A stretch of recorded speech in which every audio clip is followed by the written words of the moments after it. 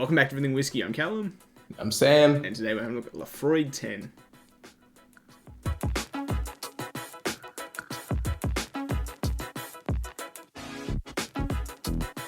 Alrighty, so today we're looking at the Laphroaig 10. We've surprisingly only done the select cask. I don't know how. We've bought the 10 like 5 times. We've bought the 10 like at least 5 times. But I think like it was pretty much like all before we started recording. Yeah, probably. We started the channel, so like yeah, and then we kind of not got sick of it, but we just had drunk it a lot, so we wanted more different islands that we hadn't had. So we just didn't buy it. Yeah. But I think that's basically why. But yes, we've done the select. If you want to see that, go watch that. The 10. This one ranges like weirdly. So does all Laphroaig, like in Australia, Victoria at least. I got this one for 100. You can get it for 90. Sometimes you can get it on sale for like 85. I've seen it as high as 110. It's weird. I know in America you can get it for like $30, 30 US. That's much more reasonable, and that would be really good. But here it's quite a bit more expensive. I mean, but all still, Islas just are. still worth it. Yeah, all general. Islas are anyway. So like, it's like always like $5-10 cheaper than the Ardbeg 10. So it's just always a toss up to what you feel for most. The Laphroaig 10 has like a special place in our heart because it's like The first Isla I we think ever it tasted. was the first like Isla. Like what would have been? This might have been the first actual Isla. Like just It was. you know, It was because of Whiskey Tribe. They were like, Yeah, anyone they that wants a mentioned- challenge, try Laphroaig. Yeah, try So it, we yeah. did that, and Yeah, I mean, we Laphroaig fell in 10. love with it the first glass. So Exactly. So, Laphroaig, obviously, Scotland, Islay region, started in 1815. They're owned by Suntory Beam right now. They're located in Port Ellen on Islay. It's not much more you can say about it. I think overseas in America, it is not 40%, but as if you've been watching us for a while, you've come to notice that we get gypped pretty consistently with the ABV on quite a few popular whiskies. So it's 40% here in Australia. I do believe it's 43 in US, but whatever. But yeah, I don't know what else to say about it before we get into the notes. It's basically just like quintessential. If you're thinking of Islay, you're thinking of Laphroaig, Bruichladdich. yeah, it seems to be one of those Ardbeg, brands that everyone knows as well. Lagavulin. Yeah, it's one of the. I think it's because they've done a damn good marketing campaign. Like I saw it in the bottle like a few weeks ago, and the box, not this version, the 10, but like they had done a limited release where like each thing was a segment, and you would line it up, and it would correlate to a different kind of like sentence as a statement on what it tastes like. They're just very good with marketing. They always say, like tastes like you're kissing a cigar smoking walrus or something. Yeah, and like licking a rusty yeah. spear. They're very good with marketing. I think is why probably quite a few people have heard of it, even if they haven't tried it. But yeah, we'll get into the notes. It's just sweet peat, very briny.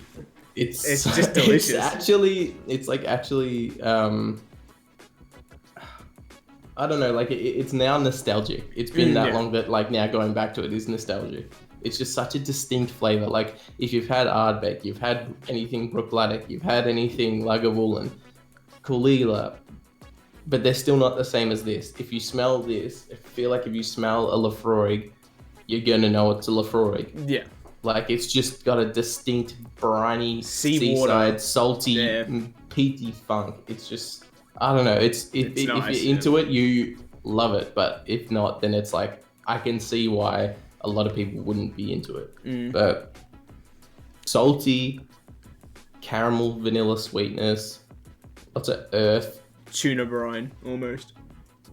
Tuna brine, yeah, it's quite briny, yeah. It's got that salty the seaside salt, and that peat, kind of that earthy peat ashiness adds to that kind of like funk. It's really a peat funk. Like you think of like other Islas, like Ardbeg, and it's like peaty and it's savory barbecue smoke. Yeah. But this is like a peat funk. Like it's deep and it's warm and it's, I don't know, it's thick, but it's not. It doesn't smell like a fire. It smells like it's very specifically seaside. It's more seaside than any other whiskey I've had. Do you know the sushi seaweed that they used to wrap it up? Yeah, Has that got a natural name? Nori. Yeah, Nori. Nori. I get that on the nose. I was getting that on the palate from memory, but I want to see if I can pull that. I'm just getting sweetness, caramel, a ton of salt, a ton of brine, a thick earthy peat. Yeah, I'm gonna taste this because I can't wait. It's got a weird lemony sherbet on the nose, which I don't think I've even had before.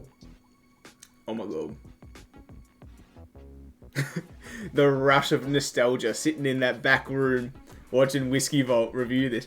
Whoa, that was insane. Yeah. It's very nostalgic. Yeah, the sweet peat, that sweet briny peat is... I don't know if you can find it in anything else. Like that perfect combination. Like not the same way. Like Ardbegg's more smoky, like more peat smoke. More savoury. This is just like sweet, more briny. More briny. Yeah. There's something about it. It's very specific. I think Ardbegg's quite specific as well. I think this isn't more... I don't know. I swing back and forth between like Ardbeg or Laphroaig being my favourite. It just depends how long I've gone without buying the other one, to be honest. I think I prefer the smoky I think ones. Like the Octomore barbecue and like Ardbeg. Yeah. But I appreciate this because it's a different kind of peat, which obviously is... And it's so interesting. It's so unique. So like, I don't know. It's just basically notes for the taste is the same as the nose, but like that kind of rush of sweetness up front is not unexpected, but it's like, it's quite sweet. And then it kind of drops off and the finish is all dry.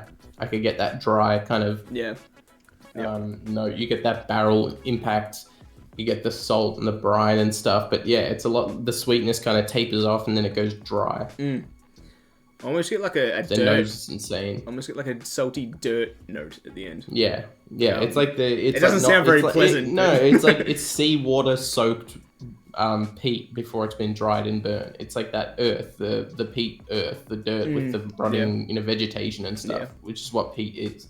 It's not the dried bricks and while it's burning. It's like it's been the dirt, the like peat, fresh peat has been soaked in seawater. That's exactly what it tastes like. Fresh out the swamp. Fresh out the swamp. The nose, I just can't stop smelling it. The nose is so good. I'd wear this as aftershave. I think. Did I just pull that from somewhere? Is that what Rex or Daniel said? I think I just pulled that. Maybe your brain's. I said it and then I'm like, hang on, that sounds really familiar to me. I don't know. Yeah, probably is. Yeah. I feel like that's something that anyone that is like an Islay lover has probably said it at some point. Yeah. And I agree with you if I was the only one smelling it, but or if it was just me and you. But I feel like anyone else would be like, what? Why do you stink? Bizarre. It's such a unique flavor. I remember being absolutely blown away by this when I first tried it. Like, it was just so different to anything we'd had. The closest thing from memory that we compared it to was Highland Park, like 10 or 12, because that had some like pepper and smoke, and that's it. Barely any similarities in that compared to this. Yeah. But it was still like the closest we'd had. So it was such a unique experience. And even if you're not like there yet with Islay, I still reckon go pick up a bottle of this just to smell, and possibly try, just so you know what people are talking about. Even if you don't enjoy it straight away, like it's an experience in itself. I think it's good to emphasize the sweet peat, like brininess more than the smoke, because when we first bought it, I wasn't let down, but it wasn't what I was expecting. I was expecting just smoke. I was more Ardbeg did that for me. Ardbeg kind of validated what I had been expecting from Laphroaig. Yeah. So that's more savoury barbecue, like a smoked brisket barbecue meat. It's salty and it's really dry and ashy, and it's quite sharp. This is definitely peaty, but it's more that seaside, funky, salty, briny peat. It's not as smoky and dry. You can definitely sit down in like an armchair and close your eyes and imagine waves hitting rocks. Definitely, yeah. And you can just imagine being there. Yeah, no, 100%. It's like, it's a full-on experience. Like, you smell it and you taste it, and it's just like kind of overcomes you. And I think that this is probably more, if I'm going to say like levels of between this and Ardbeg, because they're the most common comparison in Islay. I'd probably say that this is more entry level than Ardbeg is, but neither entry level at all if you've never had anything from Islay. It's like, I think this is sweeter and a bit kind of softer, and it just flows a bit more balanced. It doesn't attack you as much. I also reckon it's really hard. Still going to send you. I reckon it's hard for us to recommend a beginner level because we can't be objective. We're acclimated to it. We know what to expect, but it's also like when I first around anyway. It's also different for every person. Like when I first tried this, I was like delicious instantly, whereas there's stories of people not touching it for like 6-8 months after trying it. It takes them a long time. So everyone's different. So it tastes like petrol and stuff. And like that is another note that I've kind of forgotten because I don't really get it as often. I get them with the medicinal moat. The note is what I'm talking about. Yeah. I kind of get that more in Ardbeg, that kind of Band-Aid, the old style Band-Aid kind of note. What's happened? No one just slammed the back door. Yeah, the medicinal note in this is there, but like it's definitely not. I think it's there more in an Ardbeg tent versus the Laphroaig tent. But yes, there's the iodine and the hospital notes. There's salt. There's peat. There's sweetness, but it's definitely, if you're new to it, the sweetness is going to be overcome by any of those more rich, intense, and new flavors. So I get it. Anyone who tries it and is like, what? How could people enjoy this? I get it. But once you're there, you will get it. Yeah. It's just like, I don't know. It makes no sense. It seems like some sort of a not sadistic, masochistic style of whiskey drinking, where it's just like it kicks you around. Alrighty, if you like this episode of Everything Whiskey, leave us a like. If you want to see future episodes from us, maybe consider hitting that subscribe button. If you do, see you in the next one. Cheers. Cheers.